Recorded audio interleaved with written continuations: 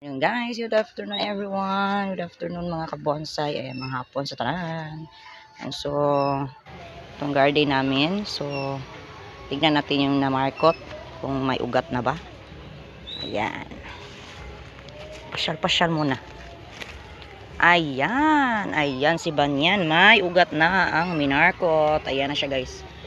Ayan. Ito ay update natin guys ha. Ayan, update natin. So, tignan natin yung isa. Lasing puno kung may ugat na ba. Ayan.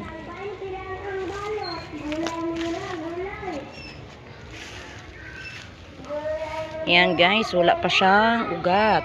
Ayan. Hindi siya same sa Banyan. Madali lang siya mag-ugat. So, ayan. Si Texas wala pa hanggang ngayon. So, abang-abang na lang tayo nito guys. Thank you for watching.